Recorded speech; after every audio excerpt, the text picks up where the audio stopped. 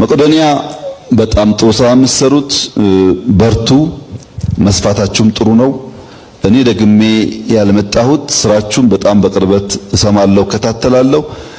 ነገር ግን ብዙ ሰዎች ስለሚመጡ ብዙ ስለምትታዩ ብዙም ስለ ሚዲያም ችግር ስለሌለባችሁ የማይታዩትን ባይ ለማለት ነው እንጂ እናንተን ስራ በጣም ነው የማደንቀው።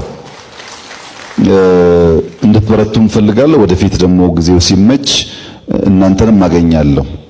ፕሮፌሰር ብርሃኑ አንድ ነገር ተናገረ። ውይይቱን ያበላሸው አሁን ወቅታዊ ነገር ሸፍኖን አይደለም።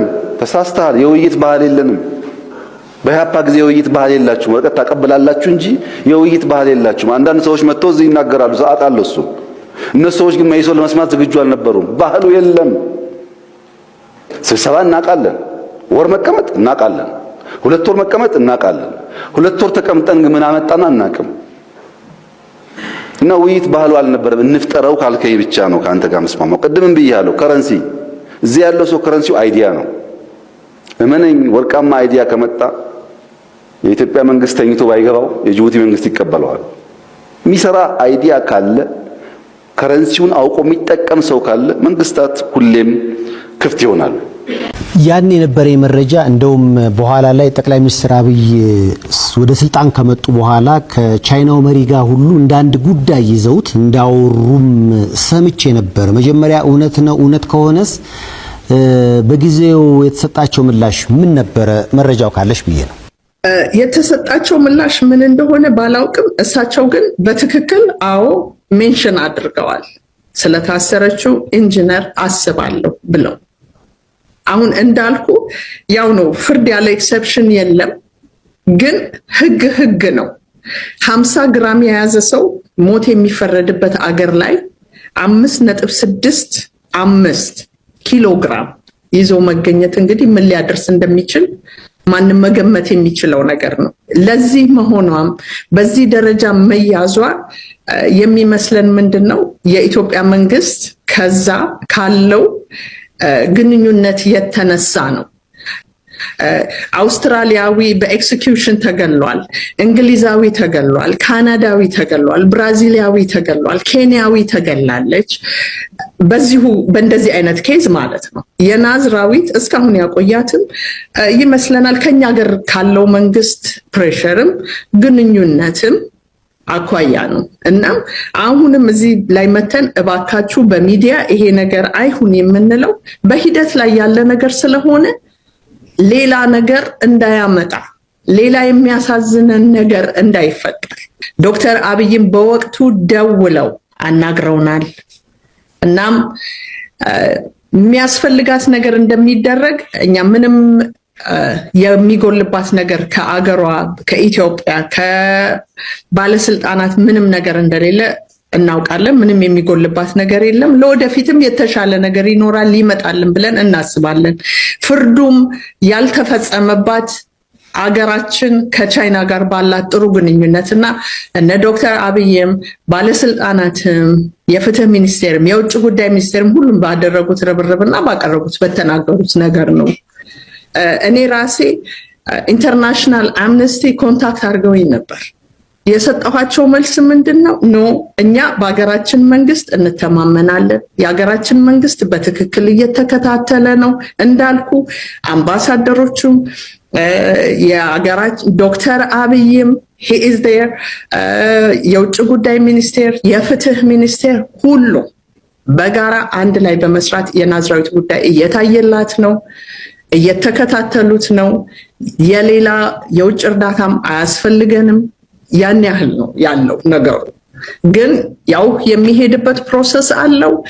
ወደ አመታት መቀየር አለበት። ወደ አመታት ከተቀየረ ደግሞ እንደ እግዚአብሔር ፍቃድ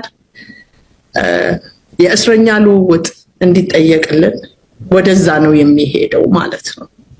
አንድ አባት ምን አሉ? ያለቅጥ ዝምታ ለበግም አልበጃት 12 ሆና አንድ ነብር ፈጃት ይላሉ። እና የተበዳይነት ስሜት ሁሉም ተበዳይ ነው። እንደው በጣም የማደንቃቸው ጠቅላይ ሚኒስትሩን ባትነግሯቸው ጥሩ ነው፣ የዛ ጽህፈት ቤት ሰዎች ስላላችሁ። ግን የበደል ብዛት በደል መስማት የሚገል ቢሆን እሳቸው የሞቱ ነበር። ሐኪሙ ተበድሏል፣ ወታደሩ ተበድሏል፣ እያንዳንዱ ብሔር ተበድሏል። በቃ ሁሉም ተበዳይ ነውና በደሉን ማቅለል አያስፈልግም። የተበዳይነት ስሜት አለ። የተበዳይነት ስሜት እያለ ማን ከማን ተጣልቶ ነው እርቅ የሚያስፈልገው የሚል ጥያቄ የሚያነሱ ሰዎች አሉና ሁላችንም የተበዳይነት ስሜት ይሰማናል። እኔም ባገኛቸው እኛ እኮ አካል ጉዳተኞች እንዲህ ሳይደረግልን ምናምን ብዬ ማልቀስ አይቀርም። ሌላውም ደግሞ ይመጣና እኛ እኮ ነዳጅ ተወዶብን ብሎ የሚያለቅስ ሌላ ይኖራል። ሌላው ደግሞ ጫማ እኮ እኛ ተወዶብን ብሎ የሚያለቅስ ይኖራል። ስለዚህ የተበዳይነት ስሜት ኢንቪዚቢሊቲ ፔይን አለ በጣም ብዙ ሰዎች ጋር። ስለዚህ ይሄንን እንዴት ነው ማከም የሚቻለው የሚለውን 4 ነገሮች አካፍዬ ማጠቃልላለሁ። በምጡ ላይ ሳይሆን በልጁ ላይ ባተኩር ይሻላል ብዬ ነው። ምጥን ካሰቡ መውለድ አይቻልም። ምጡን ረስቶ የሚወጣውን ፍሬ ልጅ ማየት ስለሚሻል በሚል ነበር ለኢህአዴግ ሊቀመንበርነት ስትጠቆም ልክ በሁለት ሀገራት መካከል እንደሚፈጠር ውጊያ አይነት ሰዎች ሲወራጩ ከወንበር ሲነሱ ሲቆጡ ሲከሱ በጣም በስፋት ጊዜ ወስደው ሲናገሩ እኔ ካጠገቤ ዛሬ እሳቸውም እዚህ ያሉ አቶ ደሴ ዳልኬ በወቅቱ የደቡብ ክልል ፕሬዝዳንት ነበሩ። ጎኔ ተቀምጠዋል። ልክ ሰው በጣም በስሜት ሲናገር ስፒች መጻፍ ጀመርኩኝ። ከንግግሩና ከቁጣው ብዛት ፕሬዝዳንት እንደምሆን አወቅኩት እና ስጽፍ ስፒች ሳዘጋጅ አቶ ደሴ ምን እያደረክ ነው ይለኛል። እንዴ አታይም እንደ ቤቱን ይሄን ያክል ሪአክት ካደረገ የሆነ ፍሬያማ ነገር አለ ማለት ነው። ካለ ነገር እንዲህ አልተንጫጩምና ስመረጥ ከምቸገር ብዬ ነው። በነገራችን ላይ እዚያ 5 ሰዓት ተኩል ላይ ከተመረጥኩ በኋላ ያደረኩት ንግግር በወቅቱ የነበሩ ሰዎች ይሄው አታዩ እንደሚመረጥ እኮ ቀድሞውኑ ያቅ ነበር፣ ተዘጋጅቶ ነው የመጣው ያስባለ ነበር። እኔ ምን አረጋለሁ የሚል ሰው ለዚች ሀገር አይጠቅማትም። ከዶክተር አብይ ለመቀበል እጅ ይዛችሁ የመጣችሁ ሰዎች I don't think that's the right thing to do። የምንጠብቀውን ያክል መስጠት ያልቻልን ሰዎች ሀገር ወዳዶች ነን ብለን አናስብ። እኔ I don't care about መንግስቱ ምናምን ቅድም እንዳልኳችሁ ሀገር ግን የምንሰጣት እንጂ የምንቀበላት ብቻ። እንደሱማ ከሆነ መጥቶ ጎረቤት ሀገር ኬንያ ያሉት እኮ የበድሻቸውን ይዘው መሄድ ይፈልጋሉ ሁሉ። ሱዳን ያሉትም እኮ ከሰጠናቸው ይዘው መሄድ ይፈልጋሉ። ስለዚህ አንተ አገሬ ብለህ ክሌም ለማድረግ እኔ አገሬ ብዬ ክሌም ለማድረግ ያንን አገሬ የሚል እንትን አላረክልኝም ለማለት እኔ ምን አድርጌያለሁ ብላችሁ ጠይቋት እንጂ ከሳቢያን ምን ደረሰን? እነማን ተቀመጡ ቤተ መንግስት? እነማን ፓርላማ የገቡት ምን ያህል እንደተጠቀሙን እርግጠኛ አይደለም። ስለዚህ ቁጥሩ ብዙ አያደናብራችሁ ለማለት ያክል ነው። ቪዛ ካርድ መያዝ ባይዘው አሁን የፋራ ነው ታውቃላችሁ። እንዳትይዙ። ወደ ሞባይል ዋሌት ያደገበት ዋናው ምክንያት አንድ ሞባይል ፎቶ የምናነሳበት፣ ዜና የምንሰማበት፣ የምንገዛበት፣ ብር የምናስተላልፍበት አንድ ብቻ ሞባይል ማለት። ድሮ አይታችሁ ከሆነ በተለይ ዲያስፖራዎች እንደምታውቁት 2 3 4 ቪዛ ካርድ ይይዛሉ ዲያስፖራዎች። ምሳ ሲጋብዟችሁ አንዱን ያወጡና ያስገባሉ፣ አንዱን ያወጡና ያስገባሉ። አንዳንዱ ክሬዲት፣ አንዳንዱ ዴት ሊሆን ይችላል የያዙት ካርድ። ግን እኛ ካርድ ለማናቅ ሰዎች ስንት ካርድ አለው የሰውዬ? አንዳንዱ ያለው እኮ 10 ብር ሊሆን ይችላል፣ እዳም ሊሆን ይችላል። የስልጣኔ ማሳያ ነበር። ዲያስፖራ ዋሌቱን መዞ በአንድ ካርድ አይከፍልም። ያወጣል፣ ያስገባል፣ ያወጣል፣ ያስገባል፣ ያወጣል፣ ያስገባል። ያ ሳይኮሎጂካል ትራውማ አለው ካርድ ላልነበረን ሰዎች። ዲያስፖራዎች ይስቃሉ፣ ስራቸውን ስለሚያውቁ ነው። ወደ ሞባይል የኔ እናት ቲቪ ለማየት ከምትኖርበት መንደር 15-20 ኪሎ ሜትር ካልተጓዘች በስተቀረ መብራትም ቲቪም አልነበረም። እኔ ዳታና ቮይስ የሚጠቀሙ ስልኮች አሁን ደግሞ ትንሽ ዜና የምሰማበት ስልክ ያደርሻለሁ። ልጄ ያንን እንድትደግም ግን አልፈልግም። ልጄ እኔ ባለፍኩበት መንገድ እንድታልፍ አልፈልግም። የእናቴን አብዝቼ የምመኝ ከሆንኩ ቅድም ልጁ እንዳለው መደብ ነው የምመኘው ማለት ነው። እኛ ድሮ የምትሉ ሰዎች መደብ ነው፣ ምንም የለም፣ ምንም የሚያጓጓ ነገር የለም። ያን እንደ ፕሮብለም አውቀን ከዚያ የሚነቀስ ጠቃሚ ነገር ካለ ወስደን የነገውን ደግሞ ኤምብሬስ የምናደርግ ከሆነ የምናስብበት ደረጃ እንደርሳለን። አሁን ጀመር ነው ብዬ አስባለሁ። ሲጠቀለል እኔ የኢትዮጵያን ኢኮኖሚ የማይበትን የመጨረሻ አረፍተ ነገር ለማንሳት በጣም ዲፕ ተኝታችሁ ስትነቁ ወዲያው ካልጋችሁ ዘላችሁ አትነሱም። ትንሽ ትንጠራራላችሁ፣ ስትሬች ታደርጋላችሁ። ሰው ልክ ነቅቶ ወዲያው እንቅስቃሴ አይጀምርም። የኢትዮጵያ ኢኮኖሚ እንደዛ ነው የማይሆን። ከዲፕ እንቅልፍ መነቃቃት ጀምሯል፣ ስትሬች ማድረግ ጀምሯል። ግን መራመድ እንዲጀምር መታገዝ አለበት። የሚያኩራራ ቦታ አልደረስንም። ከእንቅልፍ ነቅተናል፣ ስትሬች እያደረግን ነው። ትንሽ ፑሽ አድርገን ከገፋ ነው ግን የምንልበት ቦታ ይደርሳል ብዬ ተስፋ አደርጋለሁ። አመሰግናለሁ። ሙስሊምን፣ ኦርቶዶክስን፣ ፕሮቴስታንትን፣ ካቶሊክን በመንግስት ፖሊሲ፣ በመንግስት እውቅና፣ በመንግስት እቅድ 0.1% እንኳን መጉዳት ለመጉዳት አስበናል ብዬ ለደቂቃ አይጸጽተኝም። ለምሳሌ ኦርቶዶክስን ብንወስድ ከኔ በላይ ኦርቶዶክስን ያከበረ ያስታረቀ ካርታ የሰጠ የለም።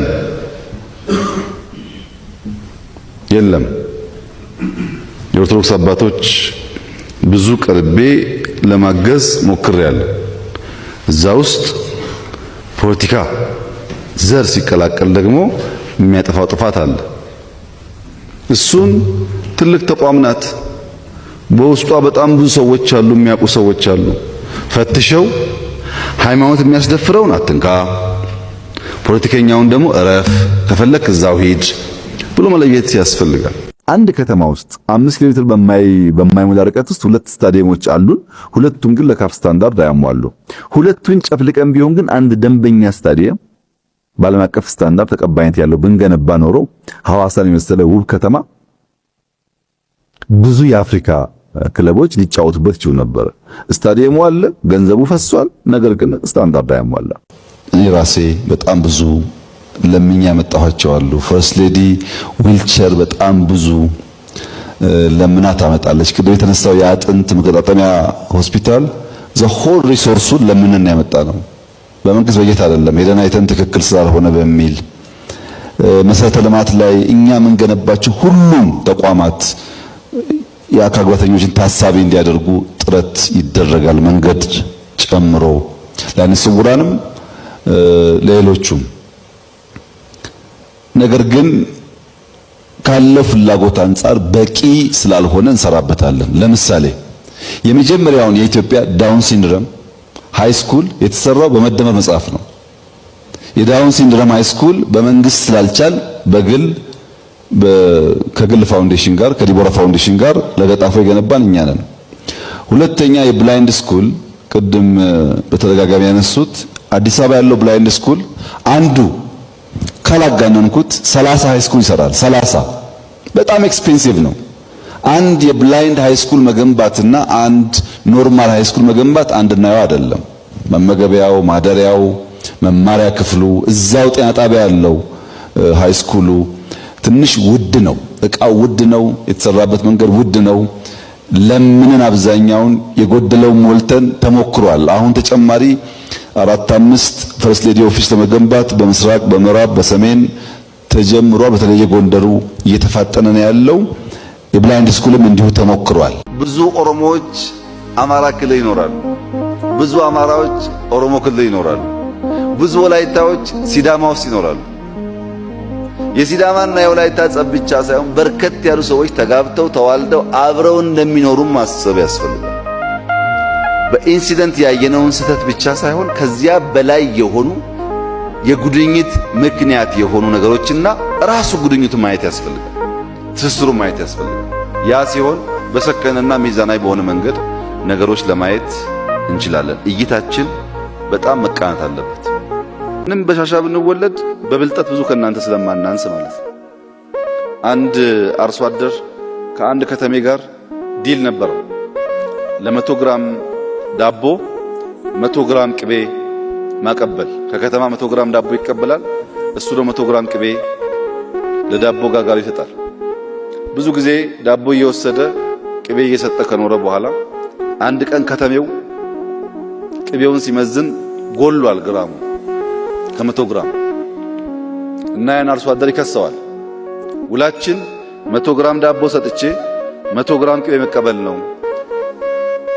ከዚህ ቀደም ስለማልጠረጥረው አልመዘንኩም። አሁን ስመዝነው 100 ግራም ሳይሆን ቀንሷል 90 ግራም ሆኗል ብሎ አርሶ አደሩን ሲከስ አርሶ አደሩ ፍርድ ቤት ቀርቦ ክቡር ፍርድ ቤት እኔ አርሶ አደር ነኝ፣ ዘመናዊ ሚዛን የለኝም፣ ሁልጊዜ ዳቦ ከተቀበልኩ በኋላ ዳቦን በአንድ ጎን አስቀምጬ ቅቤ በሌላ በኩል አድርጌ ነው የምሰጠው እና 90 ግራም ሆኖ እንደሆነ ቅቤው ዳቦ 90 ግራም ሆኗል ማለት ነው፣ መመዘኛዬ የሱ ዳቦ ነበረ ብሎ መልሶ እሱን ነፃ ወጣ ይባላልና የኛ መመዘኛ እናንተ ናችሁና ይሄ ብልጣ ብልጥነቱን እና ሁለት ቦታ መጫወቱን በተቻለ መጠን ማስቀረት መሞከር ያስፈልጋል።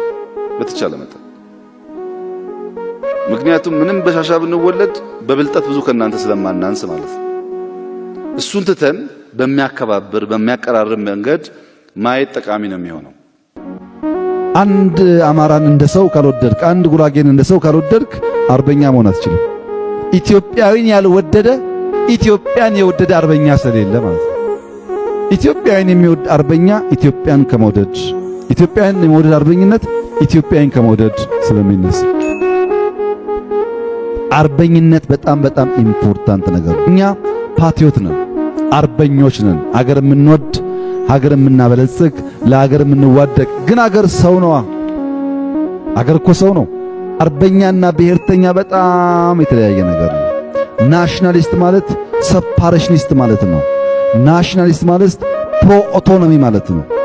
ናሽናሊስት ማለት ራስ አጉልቶ ወንድምን የሚያንኳስስ ማለት ነው። የኦሮሞ ናሽናሊስት ከሆንክ መሰረት የሚቆመው አማራውን፣ ጉራጌው ምናምኑን በማሳነስ ነው። የራስ መመዘኛ ይኖርሃል። የኢትዮጵያ ናሽናሊስት ደግሞ ከሆንክ ሱዳንን፣ ኬንያን፣ ጅቡቲን በማሳነስ ነው። አሁንም የራስ መመዘኛ አለብህ።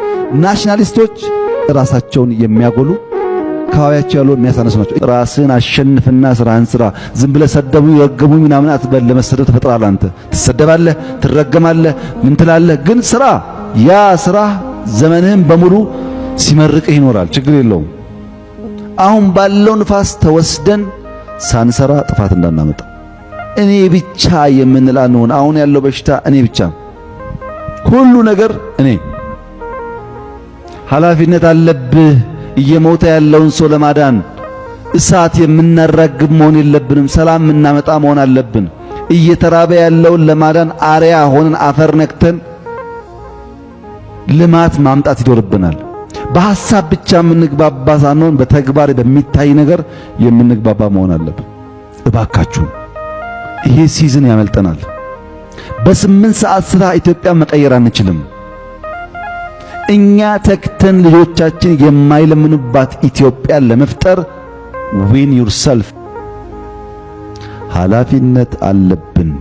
የጀመርነውን ነገር አድምተን ውጤት ለማምጣት በስራ ለማሳየት እና ኃላፊነት አለብን። ከንቲባ ለመስረቅ ከገባህ አይሳካልህም፣ አትሰራም፣ አይሳካልህም ማለት ትሰበስባለህ ወረቀት ግን አይሳካልህም። ለስራ ከገባህ እግርን የሚያስረውን ሰውዬ እግርን አስለቅቀህ የምታልፍና የምትሰራ ከሆነ አንተ ታልፋለህ። በዘመናት መካከል አንተና ስምህ ይጸናሉ። ከንቲባ ማለት ሰው ውስጥ ጥሎ የሰው ህይወት የሚቀይር ሲሆን ማንም አይረሳው፣ ማንም አይረሳው። ስብሰባ ማድረግ በተሸፈነ መኪና ብቻ መመላለስ ከሆነ ራስህ እንዳትታይ ራስህን ሸፍነ ስታበቃ ሰው ሊያውቅ አይችልም። አሻራ ማኖር ከፈለክ በዓላማ ተዘጋጅተህ የሚያግዙህን ለይተህ ጀምረህ ጨርሰህ ካሳየ ግን የሚቀጥል ስምና አሻራ ይኖራል። ይሄ ማለት ግን በቃ ከንቲባ ማለት አገልጋይ ነው፣ መሐንዲስ ነው፣ አዛኝ ነው፣ ከተማ ማለት የብልጽግና ምልክት ነው እና በቃ ከተማውን በሙሉ አልጋ ባልጋ አርጉት፣ ወርቅ በወርቅ አርጉት ቢባል ይቻላል? አይቻልም። በጣም በርካታ ፈተና አለ። በጥቅሉ አርሲ በነበረው ግጭት ህይወታቸው ያለፈ 11 ሰዎች ናቸው። ከ11ዱ ሰዎች 8ቱ ሚሊሻና ፖሊስ ህዝባቸው እንዳይገደል ተፋልመው ህይወታቸውን ገብረው የብዙ ንጹሃን ዜጎችን ህይወት የታደጉ ናቸው። እነዚህ ፖሊስና ሚሊሻዎች ክብር አይገባቸውም? እነዚህ ፖሊሶች፣ ሚሊሻዎች ቤተሰብ የላቸውም? ልጆች የላቸውም? ለኛ ሞተው ሲያበቁ እነሱን እንደማወደስና እንደማመስገን የነሱ መስዋዕትነት ማራከስ በብዙ ፖለቲከኞች ይታይ ነበር። አሳፋሪ ነው። ለምሳሌ የሃይማኖት መልክ መስጠት ታስቦ ነበር፣ ግን እዚህ ውስጥ ሙስሊሞች ሞተዋል። ባይዘው ሙስሊሞች የሞቱት በንጹሃን ዜጎች ብቻ አይደለም። ህዝብ ለመታደግ እየተፋለሙ የሞቱ ሚሊሻና ፖሊሶች ሙስሊሞች አሉበት። ምኑ ነው ሃይማኖት ግጭት? ሰው እንዳይመታ እየተዋደቀ ያለን ሰው በሃይማኖት ጥላ መውቀስ ተገቢ ነው? ነገሩስ በወጉ በቅጡ ሳይገነዘቡ ማራገብስ ተገቢ ነው? ይሄ አይጠቅመንም።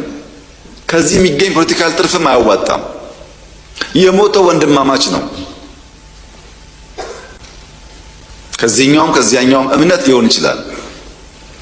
ግን ውጊያው የእምነት ሳይሆን ሽፍቶች ሰው ገለው ሰው አፈናቅለው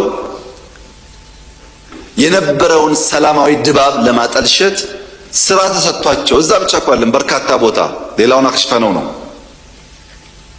ያደረጉት ሙከራ ውጤት ነው። አርሲ ውስጥ የነበረው ችግር ምርጫውን ለማደናቀፍ ከፍተኛ ዝግጅት ተደርጎ ነበር። እዚህ አዲስ አበባ የሃይማኖት ተቋማት ውስጥ ሳይቀር ቦምቦችና ክላሾች ስንይዝ ነበር። በየቦታው አዲስ አበባ ቦምብ ይጣላል፣ ባህር ዳር ቦምብ ይጣላል፣ ጎንደር ቦምብ ይጣላል ተብሎ ሰፊ እንቅስቃሴ ነበር። ታስታውሱ ከሆነ ጎንደር ተማሪዎች ላይ ቴሌቪዥን እያዩ ቦምብ ፈንድቶ ሰው ገሏል። ተማሪዎች ፖለቲከኛ አይደሉም። ምናልባት የዚህ መንግስት ተቃዋሚ ሊሆኑ ይችላሉ። በሐሳባቸው ማንነታቸው ሳይለይ ዝም ብሎ ቦምብ ጥሎ ሰው መግደል ምን አይነት ፖለቲካና እውቀት እንደሆነ አይገባኝም። ልክ እንደዚሁ የምርጫ ጣቢያዎች ላይ ከፍተኛ ጥንቃቄ ስለነበረ ያቃታቸው ኃይሎች ህዝቡን ሊያጠቁ ወደ አንድ መንደር ሄዱ። አርሲ ውስጥ እዚያ መንደር ህዝብ የሚከላከል ኃይልና ህዝብ የሚያጠቃ ኃይል ተጋጠመ። አንዳንዴ ሳስበው ይህች ሀገር ቲያትር ቤት ትመስለኛለች። እነሱ የመድረኩ ላይ ተዋንያን፣ እኛ ደግሞ ቲያትሩን እያዛጋን የምንመለከት ታዳሚዎች። ለምን ቲያትሩን ለቃችሁ አትወጡም የሚል አስተዋይ ጠያቂ ሊኖር ይችላል።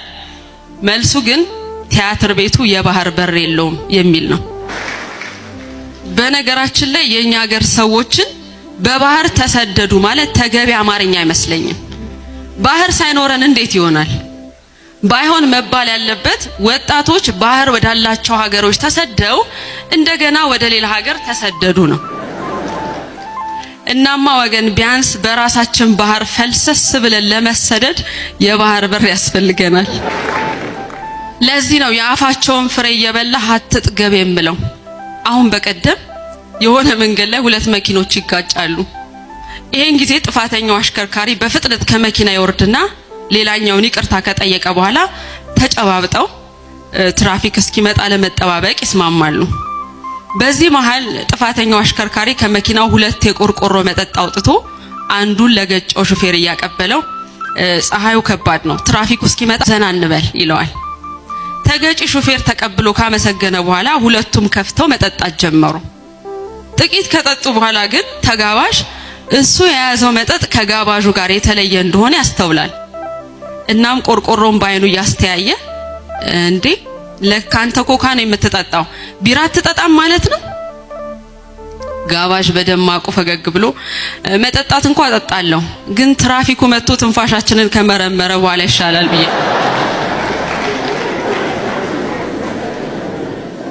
እንግዲህ አንዳንድ ሰዎች እንደዚህ ናቸው። ከኤርትራ መንግስት ጋር ተስማምተን ከዚህ ወደ አሰብ ሄደው መንገድ ጠግነን አልኩኝ እንከፍታለን ነው ጠግነን ነበር። ከጠገን በኋላ ችግር አለብን፣ ፖርቱ ተዳክሟል አሉን። አሁን አንዳንዶች ልክ ጸቡ እንደ ኦቨርናይት የመጣ ይመስለው ሰው እንደዛ አይደለም ታሪኩ፣ ስለማንናገረው ነው። መንገድ ጠግነን ከጨረስን በኋላ ፖርቱ ችግር አለበት ሲሉ የጋራ ወዳጅ የሆነ ሀገር ለምነን ጄኔሬተርና ክሬን በእርዳታ ወደ ኤርትራ እንዲመጣ አድርገን አሰብ ፖርት ሲደርስ የኤርትራ መንግስት አልፈልግም ብሎ መለሰ። ያኔ ነው የገባን ይሄ ነገር ለካ ተስፋ የለውም የሚለው። መንገድ ጠገን ለምንም ብናመጣም ፍላጎት አልነበረም። ወደ ኤርትራ ልክ እንደ ሱዳን ልክ እንደ ጅቡቲ በእኛ ውጪ ፓወር ትራንስሚሽን ቀጥለን ፓወር እንስጣችሁ ጄኔሬተር አትጠቀሙ ብለንም ቆይ እናስብበት ነው የተባለው። መደመር መጽሐፍ የመጀመሪያውን አንብቤያለሁ። የመጀመሪያውን ሳነበው አቃቂር ለማውጣት ያነበብኩት ስለሆነ አቃቂሩንም በወጉ ኮሙኒኬት ሳላረግ በተፈጠረው ችግር ምክንያት የሆነ ሆኗል። በአሁኑ ሰዓት ሰርከሱም ላይ ሲገለጽ እንደነበረው ፍጹምም እንዳቀረበችው ሁለት ያመለጡኝ መጽሐፍት አሉ። በሰርከሱም በፍጹምም ግን የተወሰኑ አይዲያዎች ማዳበር ችያለሁ። ቢያንስ በዚህ መድረክ እርግጠኛ ሆኜ መናገር ባልችልም ከአምስቱ ትውልዶች የትኛው እንዳልሆንኩ ብቻ በዚህ አጋጣሚ መናገር እችላለሁ። የትኛው እንደሆንኩ እርግጠኛ አይደለሁም። የተቸነከረው የሚባለው ውስጥ ግን እንዳልሆንኩ በጣም እርግጠኛ ነኝ። ሪሰንትሊ ከቲክቶክ ጋር ተያይዞ በቁጥጥር ስር የዋሉ ወጣቶች ነበሩ። እነዚያ ወጣቶች ለኢትዮጵያ አስፈላጊ ናቸው። ያንን አውድ ተቀላቅለው ፈጥረው ለመማር ስራ ለመስራት መሞከራቸው ሊበረታታ የሚገባው ጉዳይ ነው። ነገር ግን ሲማሩ ከውጭ መማር ያለባቸውን ዕውቀትና መጠበቅ ሴፍ ጋርድ ማድረግ ያለባቸውን የኛን ባህል የኛን ፍላጎት ከቀላቀሉ ግን ጥፋት ያስከትላል። ለዚያ ደግሞ መገሰጽ መመከር ያስፈልጋል ማለት ነው። ግማሹ ለምን ተያዙ ግማሹ ለምን አልተያዙም ይላል። እኛ ልጆቹን ኢንከሬጅ ማድረግ ነው የምንፈልገው፣ ግን እየገሰጽን እያስተማርን ለምን ለምሳሌ አንድ ሀገር ብንወስድ ስም መጥቀስ ባያስፈልግም ከ16 ዓመት በታች ያሉ ልጆች ሞባይል እንዳይዙ ሕግ ያወጣ ሀገር አለ። ለምን እነዚያ ልጆች ሞባይል ይዘው ከሚያገኙት ዕውቀት በላይ ጥፋት ነው ብሎ አስቧል። ታዲያ እንዴት ቴክኖሎጂ ይጠቀሙ ሲባል ትምህርት ቤት ሲሄዱ ኮምፒውተር አላቸው፣ መምህራን ይቆጣጠራሉ። ቤት ሲገቡ ኮምፒውተር አላቸው፣ ወላጅ ይቆጣጠራል። እዚህ መሃል ግን ስልክ መያዛቸው ጉዳት እንጂ ጥቅም የለውም ብሎ ከልክሏል። ሌላ ሀገር ደግሞ የወሰን እንደሆነ በሳይበር ሴኩሪቲ ተቋም በመገልገል ቲክቶክ በአንድ ሀገር ውስጥ 100% በሚባል ደረጃ ህፃናት ከ16 ዓመት በታች ከሆኑ ከስቴም ውጪ ቲክቶክ ማየት አይችሉም። ቲክቶክ አለ ሳይንስ፣ ማትማቲክስ፣ ቴክኖሎጂ ነክ ጉዳይ እንጂ ያለባበስ ያዘፋፈን ምናምን ነገር ማየት አይችሉም። ዘግቷል። ያ ሀገር ያ ብቃት አለው። ልጆቼ በቲክቶክ በቴክኖሎጂ ስለ ሳይንስ ሲወቁ፣ ስለ ማትማቲክስ ሲወቁ፣ ስለ ፊዚክስ ሲወቁ ከዛ ያለፈው ዕውቀት ግን አያስፈልጋቸውም ብሎ ዘግቷል። ኢትዮጵያ ከዚህ ዓመት በታች ያለው ወጣት ስልክ አያዝ ብላ ህግ ካላወጣች፣ ቲክቶክ ደግሞ ፊልተር ማድረግ ካልቻለች፣ መጠንቀቅ ያለብን ነገር በተለይ ኢንፍሉዌንሻል ምንባል በዛ ሰፈር የምንሰራ ሰዎች በእኛ ምክንያት ብዙ ሰው ሊመረዝ ይችላል።